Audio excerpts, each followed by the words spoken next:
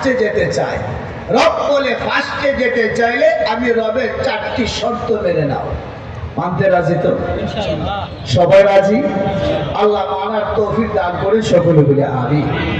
আমার মহতারাম উপস্থিতি, আমি সেই 4টি শর্তের কথা বলার পূর্বে আমি ছোট্ট করে একটা কথা বলতে চাচ্ছি।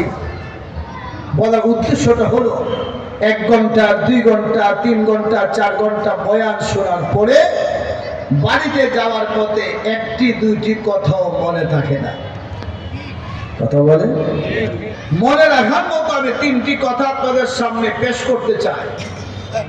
যদি বলেন যে আমরা রবের জান্নাত চাই, আমি বলবো মৌলিকভাবে যদি একজন মানুষ রবের 3টি কথা মানে, বলেন কয়টি কথা? 3টি কাজ যদি আমরা করতে পারি, ইনশাআল্লাহ মৌলিকভাবে 3টি কাজ করতে পারলে রব আমাদেরকে জান্নাতের মেহমান বানাবে। সুবহানাল্লাহ। 1 নম্বর কাজটা আয়াতের তাফসিরে আসবে, আমি শুধু অগ্রিম ভূমিকা হিসাবে 3টা কাজের কথা বলছি। প্রথম কাজ হলো, যদি আমরা রবের জান্নাত চাই তাহলে আজ থেকে প্রতিজ্ঞা করব যতদিন বেঁচে থাকবো রবকে ভয় করব। বলেন কাকে ভয় করব? আল্লাহকে ভয় করব। ডাকাতের দল পুলিশকে ভয় করে, এই জন্য পুলিশের গাড়ি আওয়াজ পাইলে পালায় যায়। পুলিশ চলে গেলে আবার ডাকাতির কাজে অংশগ্রহণ করে। পুলিশের ভয় ডাকাতের অন্তরে রয়েছে। ডাকাত দল যদি পুলিশকে যতটা ভয় করে, এই ভয়টা মহান আল্লাহকে করত, ডাকাতির কাজে ঘর থেকে বের হতো না। তাহলে আমরা রবের জান্নাত পেতে চাইলে আজকে এই কথা প্রতিজ্ঞা করতে পারি কিনা, যতদিন বেঁচে থাকবো আল্লাহকে ভয় করব। ইনশাআল্লাহ এই প্রতিশ্রুতি দিতে পারি কিনা আমরা? দ্বিতীয় নম্বর, যদি বলেন যে আমি রবের জান্নাত চাই, তা আমি দ্বিতীয় নম্বর কথাটা বলবো, যতদিন বেঁচে থাকবো, মন থেকে বলবেন, যতদিন বেঁচে থাকবো গোপন গুনাহ ছেড়ে দিব। বলেন কি গুনাহ? গোপন গুনাহ। চাচার সম্মুখে ভাতিজা একটা সিগারেট খাইতে রাজি না, চাচা কি বলবে? শরম লজ্জার কারণে চাচার সামনে ভাতিজা সিগারেট খায় না। এমন একজন ভাতিজা দেখা যায় বন্ধুদের আড্ডায় বসে নীরবে মদের বোতল টানে, প্রকাশ্যে সিগারেটও খায় না, গোপনে মদ পান করে। রবের জান্নাত পেতে চাইলে গোপন গুনাহ ছাড়তে হবে। কথা বলেন ঠিক কিনা? মহতারাম উপস্থিতি, যদি একটা সিনেমা হল থাকে আপনাদের রোডের পাশে, সিনেমা হলে একজন ভদ্র যুবক ঢুকতে চায় না, না জানে কে দেখে ফেলে, তো প্রকাশ্যে সিনেমা হলে ঢুকতে চায় না, কিন্তু কম্বলের ভিতরে যে সিনেমা আছে জগতের কেউ না দেখলো রব কিন্তু দেখে। কথা বলে একটা মোবাইল নামক সিনেমা আমাদের প্রত্যেকের হাতে হাতে আছে কি নাই? বলেন না, এই মোবাইলটা কি সিনেমা আছে? আছে। আমি মনে করি এর চেয়ে বেশি প্রয়োজন আমার নেই। ডায়াল রিসিভ ছাড়া আর জগতে কি আমার প্রয়োজন যে আমাকে একটা টাচ মোবাইল লাগবে? কোনো প্রয়োজন নাই।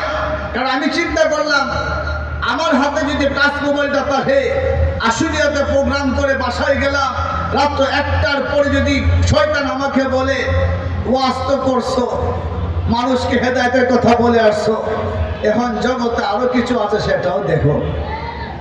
এখন আমাকে কম্বলের ভিতরে ঢুকাইয়া অনেক কিছু দেখাইবার সুযোগ শয়তান পাবে। ভাবলাম শয়তান যেন ধোঁকা দেওয়ার সুযোগ না পায়, এই ব্যবস্থাটাই হাতে রাখবো না। কথা বলে ঠিক কি দেখে না?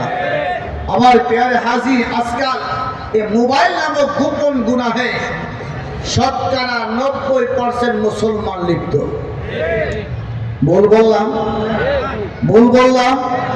2টা ছেলে দিয়েছে আল্লাহ, চাঁদের মতো ফুটফুটে, বাবা প্রবাসে থাকে, একটি মাত্র মোবাইল, এক ছেলে বয়স 6 বছর, একটা ছেলে বয়স 5 বছর। বিবি স্বামীকে ফোন করে, মানুষ 3 জন, এক মোবাইলে তো হয় না। মানুষ কয়জন? স্বামী আরেকটি মোবাইল পাঠালো, মায়ের হাতে এক মোবাইল, 2 সন্তানের হাতে আরেক মোবাইল। এখন 2 বাচ্চা, বাচ্চা তো বাচ্চায়, প্রত্যেকে চাই মোবাইলটা আমার হাতে থাকুক। এখন ঝগড়া শুরু হয়ে যায়। কথা বলতে নেই, দিনের পর দিন, ঘন্টার পর ঘন্টা সময় কাটায় মা ছেলে সবাই এই টিকটক দেখতে দেখতে। আমি বলি, মারো টিকটক একটু ছেড়ে টুকটাক আমল করো, রবকে পাইবা। কথা বলে ঠিক না? টিকটক দেখবো না টুকটাক আমল করবো? রাজি আছি তো ইনশাআল্লাহ। আমার মহতারাম উপস্থিতি, কিছুদিন পরে আবার স্বামীকে ফোন করে, তোমার ছেলে দুইজন মোবাইল দিলে এক মোবাইলে তো হয় না, খাবার খায় না, এখন কি করব? আমার হাতে যে মোবাইলটা তোমার এক ছেলেকে দিয়ে দেই, আরেকটা মোবাইল আরেক ছেলেকে দিয়ে দেই, আমার জন্য একটা স্পেশাল মোবাইল পাঠাও। যেহেতু পাঠাবে, আগের মতো সাইজ না, একটু পাটার সাইজ। কি এর সাইজ?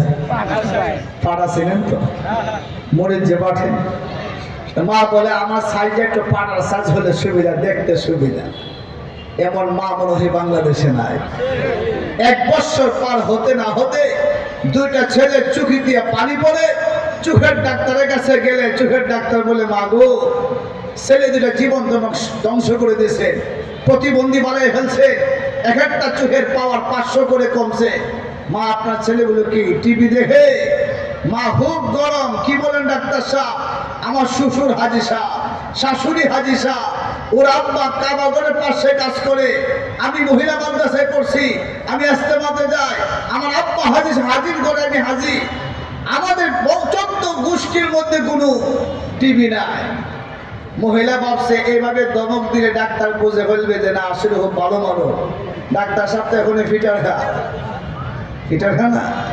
তখন ডাক্তার সাহেব বলে, মা, টিভি নাই, এ টাচ মোবাইলটা আসেনি। মোবাইল ছাড়া চলা যায় না, মোবাইল ছাড়া। ডাক্তার সাহেব বলছে, এটাই টিভি। কথা কোন ঠিক না? ওই টিভি ঘন্টার ঘন্টা দেখা যায় না, এই টিভি ঘন্টার ঘন্টা শুয়ে শুয়েও দেখা যায়। এই মোবাইল আজকে সমাজকে ধ্বংসের পথে নিয়ে যাচ্ছে। কথা বলা ঠিক কিনা? ওই সাবজেক্টের কথা বলতে না, আরেকটা সময় দরকার, সেই জন্য সেই দিকে যাচ্ছি না। প্রথম কাজ